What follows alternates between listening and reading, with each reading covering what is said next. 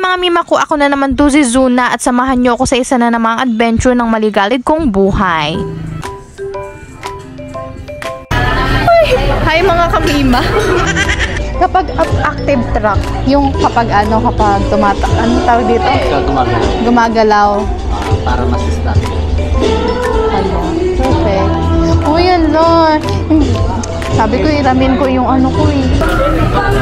Ha? Thank you. Hi guys, so we're here at Baluarte. Mamaya. Narinig niyo ba ako?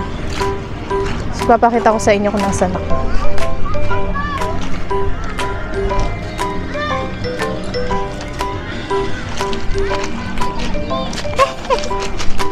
Huwag lang talaga tayo madadapa.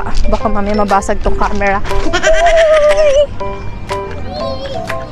Mikey! So guys, ito yung food namin. Wow! Ayan.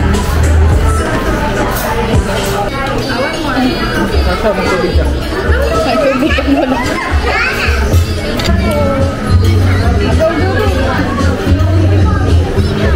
O, diba? Sabi ko sa'yo eh. Okay, so pahiram ako ng props.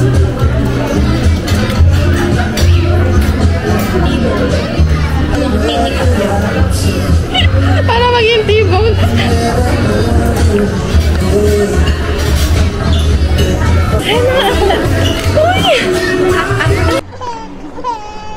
Okay, so yan. Ewan ko nakita nyo yung white. Sa video. Ay, para osi.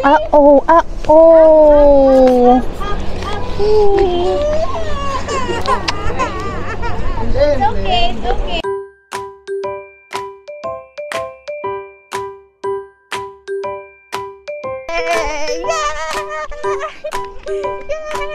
There, oh, in 3, 2, 1, go.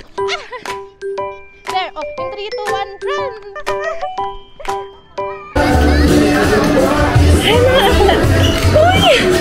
Ayun guys, so ngayon kumakain na kami. Nag-order nga pala kami ng steak. Nandito nga pala kami sa Steak to One. Located siya dito sa Baluarte Watchtower, dito sa Luna, La Union. So kung pupunta kayo ng LU mga mima, ay nako, very wrong na mapalagpas nyo itong Baluarte. Syempre kumain din kayo dito sa Steak to One. Ayun guys, yung page nila, oh, pwede na kayo magpa-reserve dyan. Kasi you know, maraming turista dito at saka minsan punuan. So yun, sama nyo na yung Steak to One sa itinerary. Ayan, so tapos na kami. Hi guys! So, hindi ko alam kung nasaan kami, pero nandito kami sa parang park. I think dito nag-concert last March yung Ben and Ben. Super parang, saan ba to? Parang ano siya? Freeport, ganun. Dito sa La Union. So, si Mikey, nandun siya kay Mima Tasha. Ay, dami nagbabike. Dami nagbabike dito. Ganyan. O, nasaan na? Iyak ng Junakis ko. Bakit kayo? Ayan, ba't umiiyak si Mikey? Come here, baby. Come here. Oh, why? Hi! Come here. Hi! Hi, baby. Ayan, nagising na si Mikey. Ayan, so guys, nagpunta kami kanina sa Baluarte, sa Watchtower, which is sa Luna, La Union yun.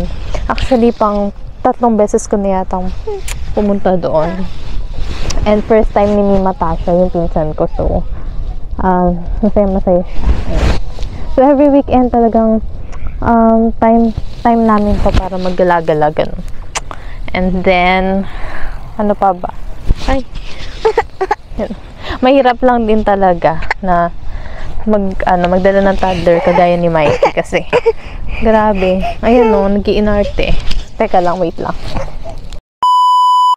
So mga mima, hindi na ako nakapag-outro nung gabi na yan. Medyo naiiyak-iyak nga kasi si Mikey dyan. Kailangan ko aluin. Tapos after nun, umuwi na rin kami. At kinabukasan na-realize ko yung tsinelas niya, mima, na iwan dyan sa puro. Ang layo niyan sa bahay namin kaya hindi na rin talaga namin binalikan. So yun lang mga mima ko, salamat sa pagsama sa another adventure namin. Ipagpatuloy nyo lang yan at pagpapatuloy ko lang din to. Huy! Maraming salamat talaga sa mga nanonood ng vlog ko mga mima, sa mga nag-share. God bless sa inyo mga mima. Sana marami pang mag-share ng vlog natin. Dumami naman ang mga followers para marami makakita na nagpapalami tayo. So, yun lang mga mima. Hanggang bukas ulit